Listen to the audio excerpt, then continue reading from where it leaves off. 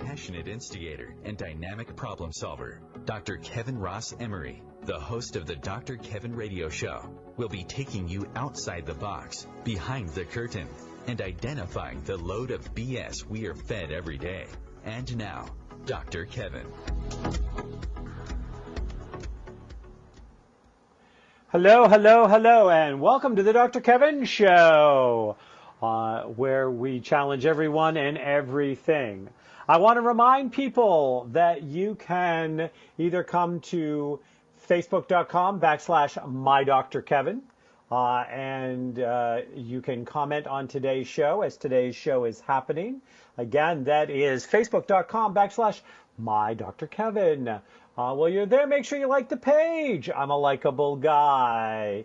And so you can either do that or you can call in because we are a live call-in show.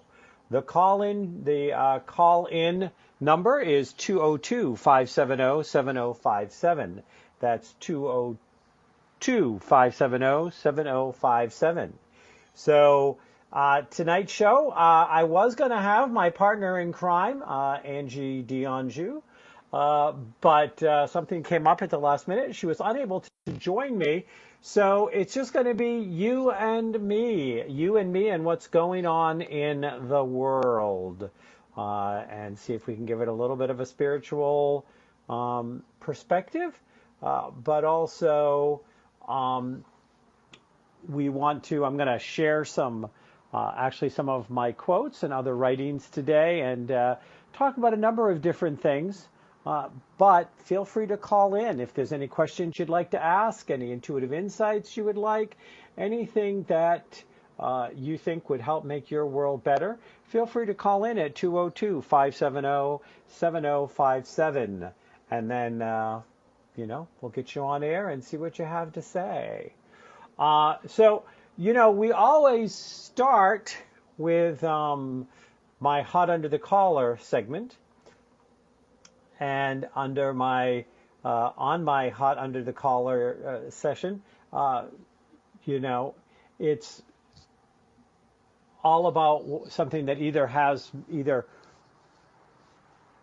warms the cockles of my heart or has me hot under the collar. So today, I want to talk a little bit about an article that I was reading concerning Leonardo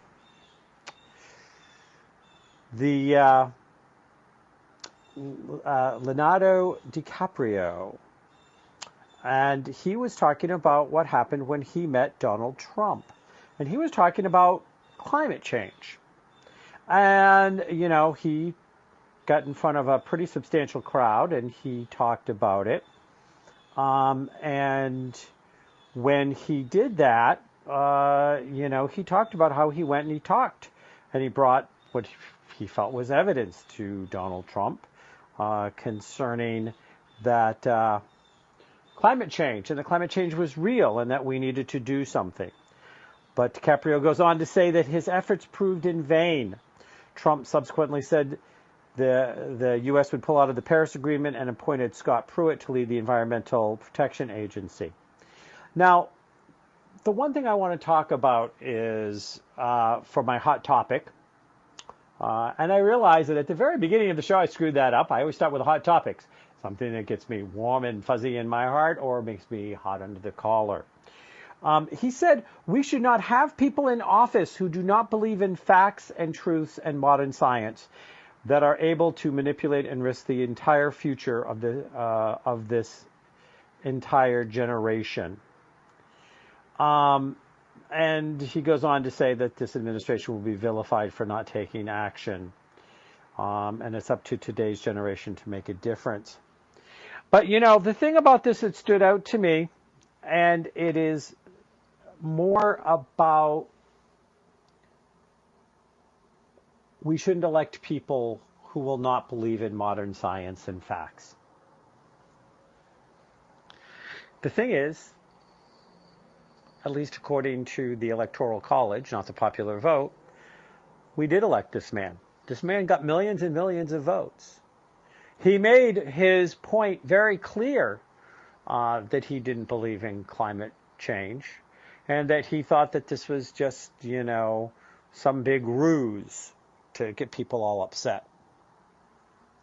So what gets me hot under the collar is that we still support and promote in many ways out there today belief systems that stand up against fact, stand up against modern science, that are all to some degree faith-driven, at least on the surface, or monetarily driven behind the surface, or sometimes both. But I think what is important here, and what I want my listeners today to really think about, is, all the ways in which we support these various faiths, religions, and ideologies that make science evil. It is the 21st century. And there were millions and millions of people that supported Trump, and that will come out over and over again. My view of the world, and I'm very clear that this is my view of the world, is people who are making the money, as my friend Matt Connerton says, who's always with me the first Thursday of every first Thursday of every month for Neutral News, always follow the money, see where it goes. The people that make money off wanting climate change to be a hoax, don't want to rein in our emissions and other things, they take advantage of the ignorant. And I'm saying the ignorant.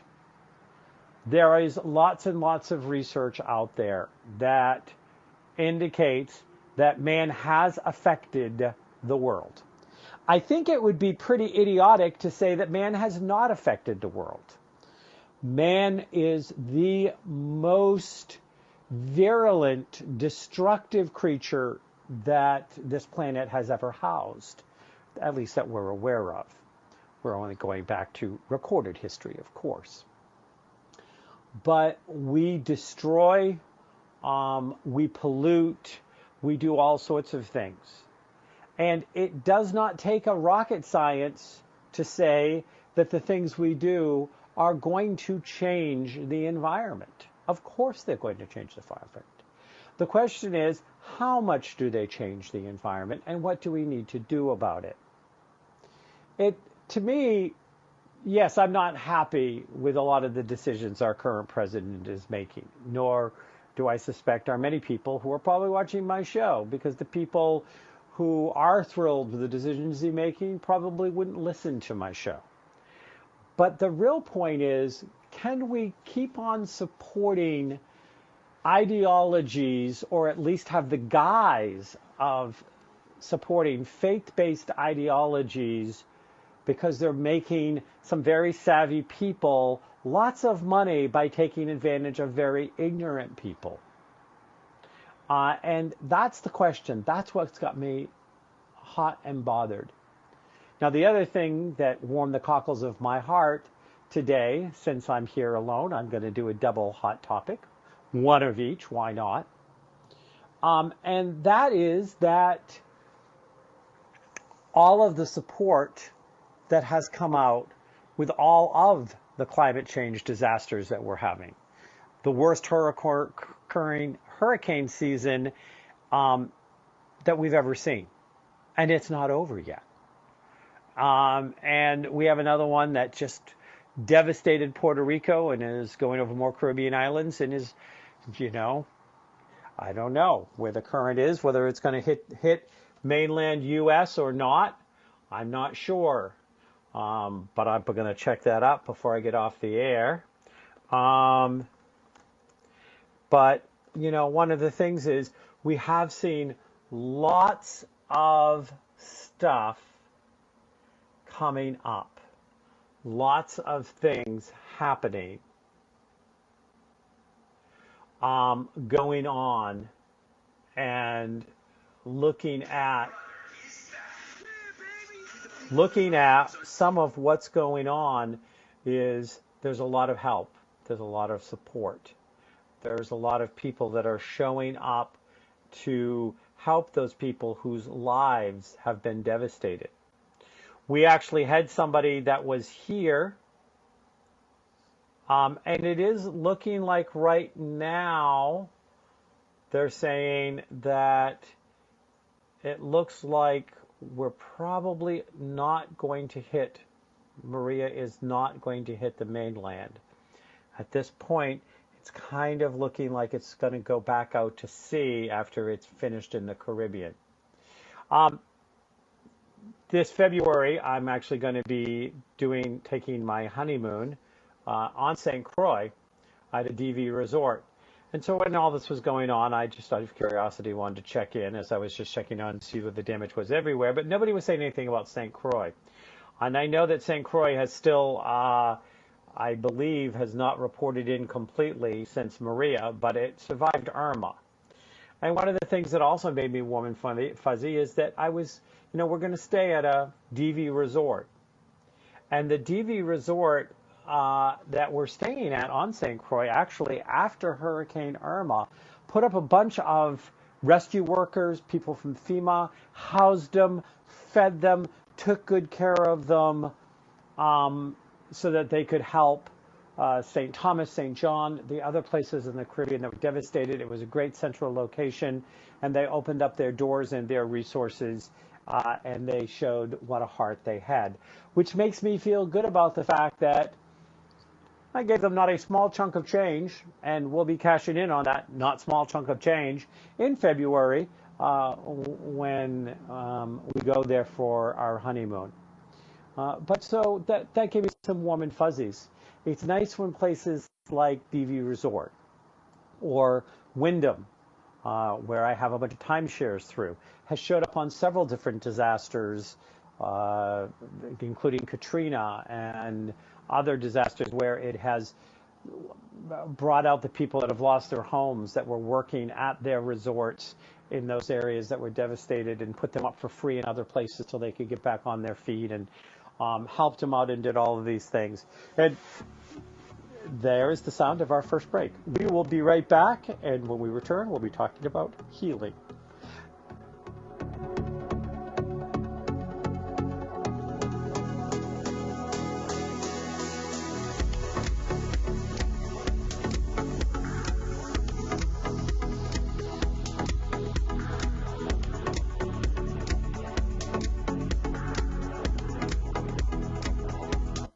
Conscious media for conscious minds. OMTimes. Have you ever wondered how to change your love paradigm? The secret key is finding a love partnership, not just a regular connection. How do you find these? Through conscious relationships. Ascending Hearts Dating is a dating site for people like you that believes in second chances and a different type of spiritual connection. Try Ascending Hearts for free today at ascendinghearts.com and change your love paradigm. Ascending Hearts, the premier dating community for the spiritually awake. Tune in to the Practical Intuitive, Mind, Body, Spirit for the Real World with me, host Robin Fritz, Mondays at 2 p.m. Pacific, 5 Eastern.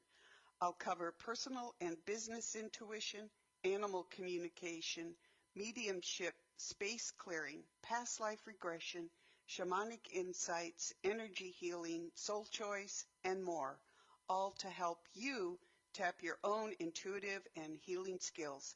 No ifs, ands, or buts. Mother, Mother Ocean. Hi, I'm Jimmy Buffett. West Indian manatees are one of the most unique animals on Earth, and we're still finding out so many new things about them. But manatees are endangered, and many of them are killed or injured each year because of watercraft collisions or other human activities. You can help save these gentle marine mammals. For free tips on what you can do, call Save the Manatee Club at 1-800-432-JOIN. Thank you.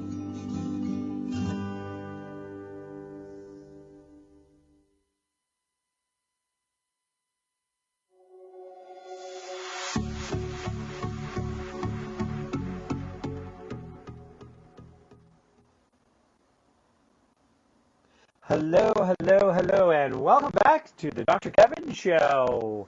where we challenge everything and everyone. Today, my guest, my partner in crime, Angie DeAndrew, had something came up and she couldn't join us. So it's just time for you and Dr. Kevin. If you'd like to be part of this conversation, you may call in at 202-570-7057. That's 202-570-7057. Call in with your questions if you want any intuitive insights or just to have a good old-fashioned spiritual discussion. I will look forward to hearing from you. One of the things I'm going to do is, I've been around, and it's been a while actually since I've really brought this on air. So the first thing I want to tell people is, I've had some variation of the Dr. Kevin Show now for 12 years. It originally started as a podcast, turned into an internet radio show, then became a radio show on CBS Radio through Seattle, Detroit, and Boston. Then after the gig there, went back onto internet radio, which I decided I preferred for reasons I will not go into, and am now on OMTimes. In that, 12 years, I've done everything from shows 5 days a week to once a week, from pre-taped and pre-recorded shows to live call-in shows where I had a host, a guest host, or a co-host. My early radio shows was myself and Dara Jane. Dara Jane and I would co-host the show on a weekly basis. At that time, it was called Outside the Box with Dr. Kevin and Dara Jane. And so it's gone through lots of iterations. And a lot of times I'm talking about other people's stories. I'm highlighting and asking questions. And we'll bring some things in along the way, depending on who the guest is that feels appropriate. But I'm going to actually tell you, first of all, I'm going to spend this segment talking a little bit about my journey. Because sometimes I get asked the question, like, who is Dr. Kevin and how did he come about?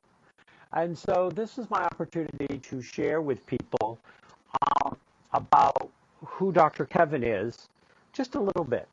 My grandmother first talked to me about being psychic when I was 4 years old. I went and played a game with her, and in playing that game with her, I told her what she looked like when she was my age, how she wore her hair, and the name of her best friend, and I sang a song that they used to sing when they played together. My grandmother sat down with me at that point, and she said to me, she goes, Kevin, you have a gift, and it's a gift from God. But people will tell you that it's bad, or that it's wrong, or that they don't believe you. But as long as you know it's a gift from God, everything will be okay. Now, hearing that,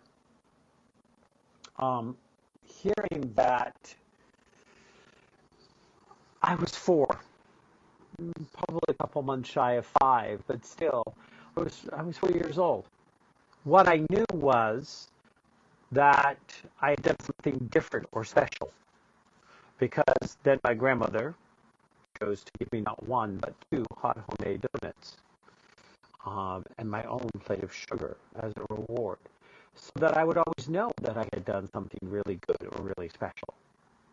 But I also knew that not everybody would think it was special, that there would be something wrong about it, or that's how it would be seen.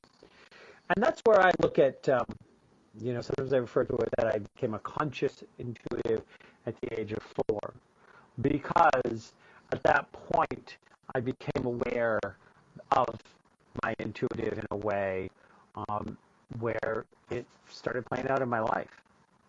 I would go as a small child, and if we would be in a room full of family, sometimes family that were strangers to me as a small child, family that I didn't see very often, I would be the child that would go to the person who was most upset, most struggling, having the most issues, having health issues. I had a great aunt who had recently become a widow and showed up at a family gathering, and I crawled up into her lap, and I told her that I loved her and that it would be okay. And I laid my head on her heart and gave her a big hug. And so I was always a healer, always looking to bring some kind of loving, kind, healing energy. But healing is not always kind. But we'll get to that in a minute. So I went from there to having my grandmother come to me when I was, when she died, and I was 8, and she came to the end of my bed. She told me that I would still need her, and that she hadn't gone anywhere. The next morning, my mother came in, and she was in tears. This grandmother was actually her former mother-in-law, as my parents had just recently divorced, but she was still very close and very fond of her, and told me that my grandmother died, and she was crying. I laid there in bed, sitting up, and then sat up and said, okay, well, what's for breakfast? And my mother left the room shaking her head, and I'm sure I was thinking that I didn't get it. I didn't understand what death was. I laid there in that bed and thought, Mommy doesn't get it. Grammy hasn't gone anywhere. Because Grammy had already come and told me. My life was punctuated with all sorts of things like that. Living in a house that was haunted, becoming on first name with the ghost, who I went back later to clear. And, it was part of the weave. I remember talking about I would do astral travel when I was 9, 10, 11 years old. And I would come sometimes and tell my mother and stepfather and my 2 brothers around the dinner table what I'd seen in my astral travel, because I would see real things. I saw a house burning down. And I was, accused of having a vivid imagination. Because, these people were not my grandmother who understood. They were not my grandmother who went and did what she could to, promote and support the fact that I would be okay with my gifts. These were non-believers. But it didn't stop me from believing. I do remember clearly that after being told I had a vivid imagination, even being accused of lying, that the next day on the front page of the paper was the picture of the house burning exactly as I described it the night before, and I showed the paper and I waved it, and we don't want to talk about it. That's all I heard. So I'm not saying that all of my childhood was supportive, but if you have a psychic child, if you know a psychic child, if you know a child that knows things that they shouldn't, support them, love them, stand with them, let them know it's okay, and let them know that it's not going to be okay for everybody. It's just not. There are people that are frightened of psychic abilities. There are people that hide behind their religion, their faith. They hide behind their scientific brain. They only want to believe what they can see, even when they know that there is a whole lot more to the world than what one sees. It's been proven over and over and over again. In fact, science, the advent of things like telescopes and microscopes and I guess even periscopes, some odd, strange way, have again and again and again shown us that there was a whole world or worlds that were there. And they were there whether we saw them or not. Psychic abilities are there whether you want to acknowledge them or not. We have too much actual evidence to think otherwise if we're going to think and not just react. So that was a little bit of my early journey. And I just wanted to share that because oftentimes, again, we have a topic and we're talking to a guest and we're doing other things. And I wanted to take this opportunity because it's been a while since I've talked about actually some of my past and where I've come from. And I think that probably on some future shows, depending on what the guest flow is, I think I'm going to probably continue this journey in one way or another. But I also want it to be a teaching tool.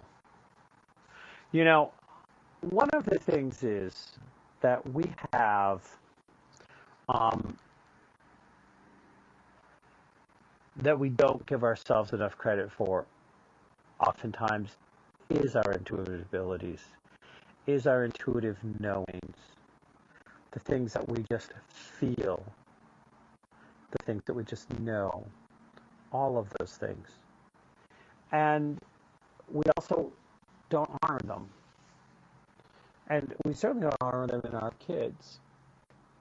A lot of times, I've often said in a number of different classes that I've taught that, a lot of what become emotional and mental issues have at the core psychic abilities that went unrecognized or got suppressed or oppressed, that weren't understood. There's a poem I wrote once called Fears of a New Psychic. And if I can find it on one of these breaks, I may even share with it to you today. I would also, again, I want to remind people, this is a live call-in show.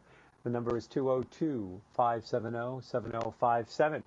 So please feel free to call in if you would like some intuitive insights or you have questions for me. Any kind of questions, whether it's about me and my journey, or whether it's questions about things going on in the world, or questions you have about any number of different topics. Again, that call-in number is 202-570-7057.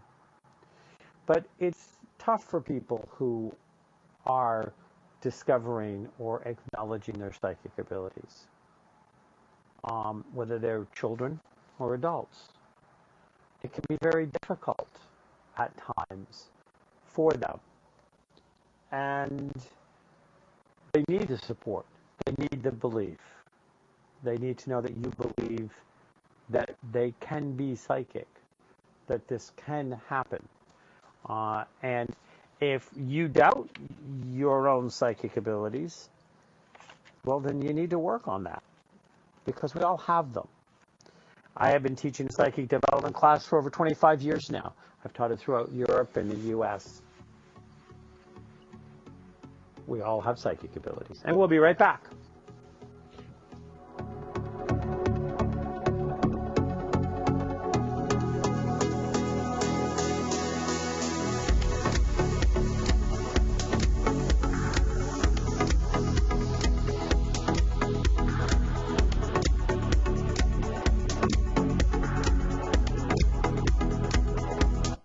The Real Conscious Connection. OMTimes Radio. IOM FM. The number one reason girls drop out of school in sub-Saharan Africa is lack of access to feminine hygiene products. The Pads for Schoolgirls Project, an outreach of Humanity Healing International, is changing this paradigm by setting up sewing programs at schools, teaching girls a vocational skill, while producing the reusable pads that help keep them attending classes. The girls pay it forward by making and giving pad kits to other girls in need. To learn more, visit humanityhealing.org. Humanity Healing is where your heart is. Hi, I'm Kelly Fox, host and astrologer of The Astrology Show. Each week, I'll give you access to the current transits, which are a valuable tool that provide astrological information to help unlock the potential each of us has. Understanding the stars can help steer us in the right direction to make better informed choices. So if you're wondering what's going to happen in your week ahead, be sure to tune in to The Astrology Show for guidance, Mondays at 9 p.m. Eastern Time. This is why you work so hard to pay the mortgage. Because home is more than four walls and a roof. It's that porch swing on a summer evening. It's everybody over for Sunday dinner, and your family sleeping in their own beds at night. Making Home Affordable is a free government resource that can make paying the mortgage easier. Call 888-995-HOPE or visit makinghomeaffordable.gov. Good night, Mama. This is why. Brought to you by the U.S. Treasury, HUD, and the Ad Council.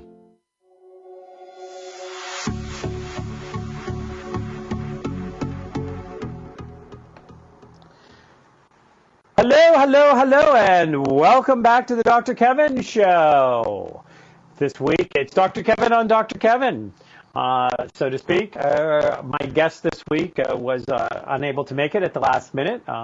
She will be back next month. She usually joins me once a month. It's my partner in crime and on my Web of Light TV show co-host, Angie Dionju. But she was unable to make it at the last minute, and so we decided we were just going to do Dr. Kevin on Dr. Kevin. And in our last segment, I just shared a little bit of my early psychic history. And again, encourage people to make sure that they encourage young children who are demonstrating psychic abilities that it's a good thing, that it is something that it's not in their imagination, and they're not lying, and they're not making things up. Now, if they are imagining something, that's something different. But make sure that they're not clear, that they are actually lying or making things up or having a vivid imagination, versus that they actually have psychic abilities. So now I want to share a quote, actually, that's called "Healing to Make Whole." Throughout my life, there's been a lot of questions about, the kind of label. What do you put on the business card? How do you describe yourself? For a long time, I would interchange the words healer and teacher as a descriptor of what I do. And then I realized that, healing is to make whole. And that when someone steps into more of their wholeness, they're more healed. Well, teaching is one of the ways in which we help people to become more whole, and that a good healer teaches and a good teacher heals. And so they kind of go back and forth. Of course, what I ended up with was synergetic catalyst, or sometimes I call it spiritual catalyst, one or the other, because I know that I'm just out there creating bunches and bunches and bunches of change in the world. But this is something I wrote on healing to make whole. When we step into healing, we step into a place of expansion, a place where we are becoming our greater self. It is touching more of the all self. In the all self, when there is pain, loss, disease, and or illness, it has come as a teacher. Upon learning the lesson, it will never leave you less, only more, changed, and even perhaps traveling in a different shape.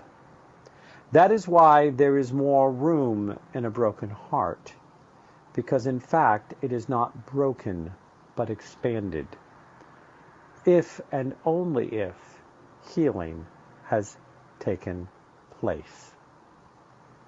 I wrote that for a healing drum circle I was going to be running at a Unitarian Universalist church. And I just wanted to talk about this for a little bit, because a lot of times people confuse healing with fixing, or healing with some kind of curing.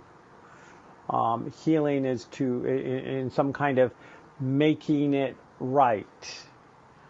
And there is the physical healing where you can reset a broken bone, but the bone restitches itself, and cuts and scrapes will heal. And sometimes it's hard to heal a burst appendix if they've taken it out, because it's kind of sort of gone. Doesn't mean that the energy of your appendix is still not part of your meridian system, by the way, just so you know. But when we're talking about healing as a person, as a unique being, as a soul in a body walking upon the earth plane, what we are doing is we are coming into a place where we become, and in our becoming, we discover. When we're born, just before we're born, we get one last look at that big tapestry that is out there that our soul put together before we were born. When it chose what parents we were going to be born of, what gender we wanted to be, what our astrology chart wanted to be. All of those different want-to-bes, going-to-bes, those soul contracts we made along the way, the things we came in to learn the things we came to bring into balance. It created a whole tapestry, like on the inside huge wall of a medieval castle, one of those kinds that has very fine stitches, lots of moments in time. That is a piece of art, and it is a journey, and it is a roadmap to the all that our soul came into. But in that first breath, as we leave the womb, that is shattered into a million pieces. And we spend the whole rest of our lives trying to put those pieces into place to see how close we can get to what we came in to do. We make mistakes. We have free will choices. There is such a thing as a mistake. There is not such a thing as something that we cannot learn from. You can take a mistake and discover a whole new identity or world or way of being.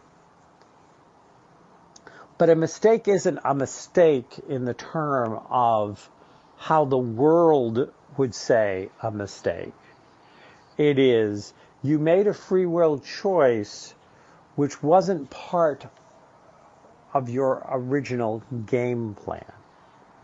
You were going to zig at some moment in time, and that zig was going to help you come in and see something, do something, be something, discover something, become something. But you zagged. You made a free will choice. In that sometimes we break a soul contract. We end up not being at some place or moment in time that we said we would be. We don't play some role that we said we were going to play with somebody. But in all of that zigging and zagging, sometimes we can come back and pick up a stitch we've dropped. We can take something that was a mistake and have it open up a whole new set of potentials, or we learn to kind of reweave things as we continue forward on that journey, the journey that we took in this lifetime, in this name. From birth to death. And so healing is when we are taking those lessons that we are coming across, that we don't always understand, that sometimes are in our physical form, in our human heart, in our mind, our brain, that are painful, things that we, given our druthers, would not want to live through or live through again. One of those things sometimes can be death, or sooner or later is death, not ours, but somebody that we care about or we love. But the more deaths we go through, the more life we've lived, because death is part of life. But it's what we do with it. It's who we discover ourselves to be. And at a very young age, we are oftentimes discouraged to be who we are. We are encouraged to be what somebody else wants us to be, or what the world, quote unquote, wants us to be. We are guided, led, bullied, pushed. We are reshaped out of our original form into a form that more fits into our tribe, our family's perception of us. But as we go forward on this journey, part of what we are here to discover is, what was that original shape? What were those original passions, those original joys, those original things that got us excited, that kept us going, that moved us, that helps us become who we came to be in this lifetime? And that sometimes part of our experience was to get misshapen, because from that process of misshapen to getting back to the return, to the shape, to the place that we were born in to be, the person that we were born in to be. In doing that, that was part of the journey. There were things we learned, people we met, experiences we had. And we had those because it was part of our journey. And we work ourselves back to that shape. When something comes, good or bad in our life, it never hurts to say, and why are you here? Why are you here? What are you here to teach me? What am I here to teach you? What am I here to learn? How am I here? How are you going to help me grow? How am I going to help you grow? How will each of us become more because of this dance that we are dancing? You cannot be responsible for somebody else becoming more. That's theirs. But you can have the desire that is part of the interchange, that it is not just all about you. When we return for our last segment, we are going to be talking a little bit about paradoxes. I actually have a book that I'm working on paradox, but it is one of the 37 or 38 different books I'm working on, so I cannot tell you when it is going to come out. For any of those of you who are unaware of it, yes, I am an ADD, ADHD poster child, and proud of it, and so that's why I have so many books in the works. I will hopefully get to all of them before I die, but if I don't, I don't, and I guess I wasn't meant to. But again, upon returning, we'll talk about paradoxes. But as we wrap up this segment, you came in to be more of your all. Just you, your all. No one else's.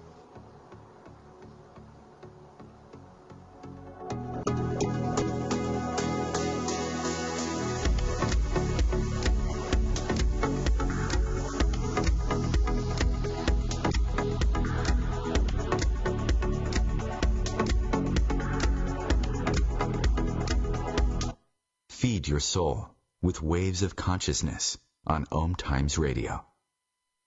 Host your show on IOM-FM, the radio network of OMTimes Media, one of the more recognized brand names in the conscious community, and is backed by the extensive marketing reach of OMTimes. Hosting a show on IOM-FM immediately connects you with our extensive dedicated community.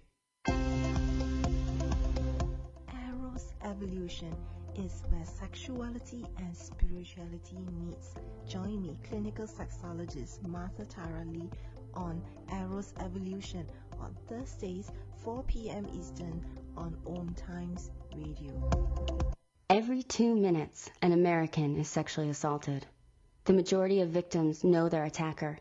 It could be your friend, your neighbor, or someone you met at a party. If you said no, it's rape, and it's a crime. This is Christina Ricci with RAIN. Call the National Sexual Assault Hotline today at 1-800-656-HOPE or visit RAIN.org. That's RAINN.org. Brought to you by RAIN and this station.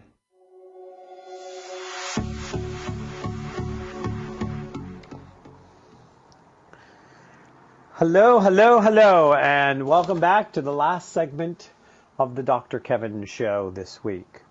This week, again, I was originally going to have my partner in crime, Angie Dionju, was going to be with me to help me talk about some different things going on in the world, but she was unable to join us this week at the last minute, and so we are just doing Dr. Kevin on Dr. Kevin, Dr. Kevin on the world, Dr. Kevin on healing, and in just a minute, Dr. Kevin on paradoxes, or at least a paradox that I want to share with you. However, we are a live call-in show. You have two choices. You can either call in at 202-570-7057. Again, that's 202-570-7057. Or you can come to Facebook.com/MyDrKevin. in that place, you can post, and I will see it, and I will read it on air. If you are here at facebook.com /MyDrKevin, MYDRKEVIN, then you are welcome to like my page, because I'm a likable guy, believe it or not. If you have any questions about it, just ask me. I'll tell you. And so, that being said, we talked a little bit about healing and becoming more whole in our last segment. And now I want to talk a little bit about paradoxes, or at least a particular paradox that I share. Now, we talked a little bit about my early psychic childhood and how important it is to support and promote children, especially children, who are demonstrating psychic abilities, and not make them feel like they're an oddity or wrong or bad, or that they're lying or have a vivid imagination, making things up, whatever. But with that, we also talked a little bit about accepting one's own psychic abilities. And so now I want to move into, this work of mine 27 years ago. I left the corporate world and started a full-time business as a spiritual coach, counselor, catalyst, teacher, healer, energy worker, you name it. And in that 27 years, I've helped hundreds, if not thousands, of individuals. Actually, I know it's thousands of individuals, whether it's through classes or one-on-one work, or people that have read my books or seen my DVDs or whatever. And you can find out more about all of this at either mydrkevin.com, MYDRKEVIN.com, or at weboflight.com. But one of the things that's very much is we were talking in an earlier segment about teaching, healing, teacher versus healer, and a teacher heals and a healer teaches.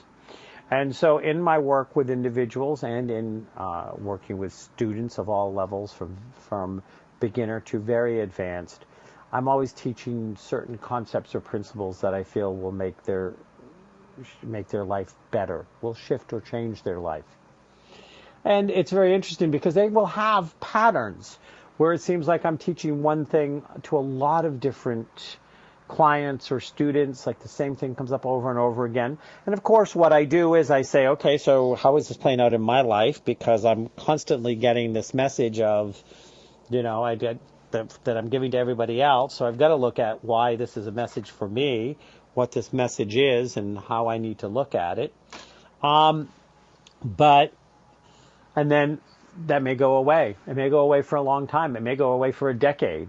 And then suddenly something happens and I find myself, I'm saying something again.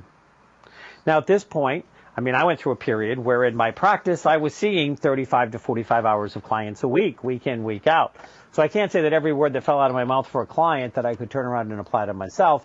I think that would be a bit much.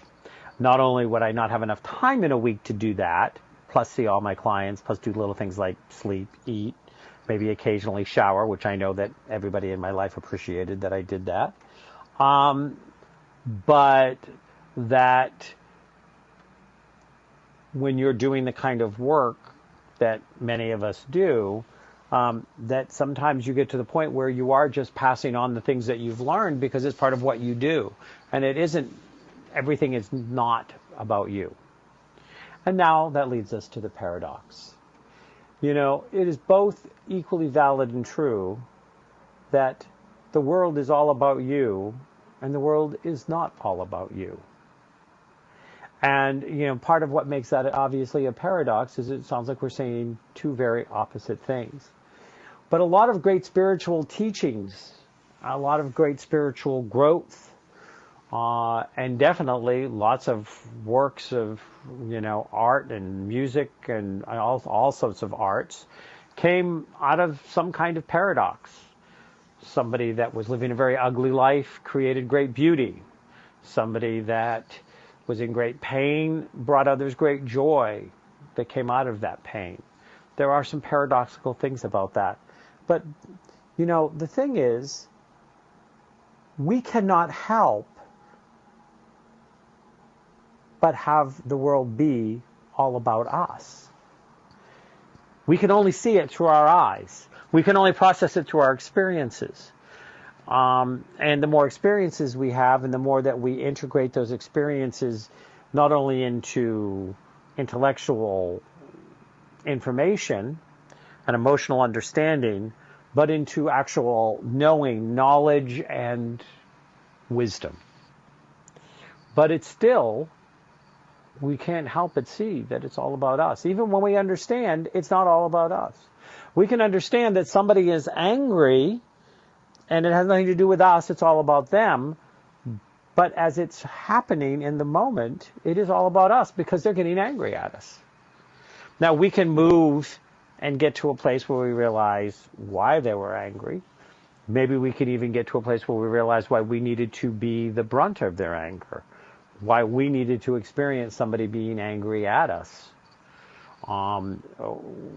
whatever the case may be. But it is and will always be all about you as far as it is your experience. And you have to look at that experience.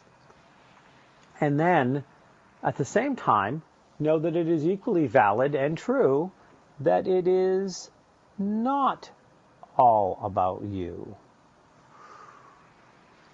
And so, as we are looking at these things, and we come to know that it is about living in the middle. It is saying, yes, both are true. I need to look at this from, it did affect me, maybe it only affected me just a little bit, maybe it only affected me for a moment, but it still affected me. It was still a moment that it was all about me as I was having that experience. And it wasn't all about me. Somebody was having a bad day and they decided to take their bad day out on me. Which means I can then brush it off. I can walk away from it. I don't have to engage in it. I have all sorts of choices. And that brings us back to, do we just intellectually know something? Or do we intellectually know something and emotionally understand something? Can we move to a place where we intellectually know something, emotionally understand something, and have it become an applicable knowledge? Something that we can actually apply consciously and with intention in our life. And shift and change maybe what was role model to us. What we saw growing up, what we were told, or what our early experiences told us that maybe we misinterpreted because we did not have the emotional or intellectual skill set to understand the bigger picture of what was going on in the world around us, whatever the case may be. And then there is wisdom, where you don't have to consciously think about it. It just is. It is part of who you are in your actions, in the way that you live your life, in the way that you walk your path. One of my long-term things has always been information without application is useless. When we find out something, if we don't figure out how it applies or how to work with it into our life, then it's just kind of hanging out there unapplied. And, it's like the trivia person that just knows lots of little trivia, but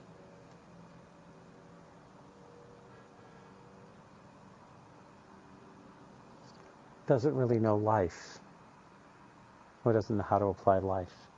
And it is not an either or. You can be a life buff and a trivia buff. But we all know people who they intellectually have the knowledge of a lot of stuff, but it doesn't show up anywhere in their life or their living. So as you review your events of today, of this week, of last week, when you review them next week, when you look back and see what role did you play, and you understand the parts that were all about you and the parts that were not all about you, and you see what you intellectually came to understand, did you also check in to see if your emotions understood, if they were also part of what was going on? And are you willing to allow that to become wisdom? Because it is in wisdom that our path, though doesn't become drama free, becomes better. Namaste.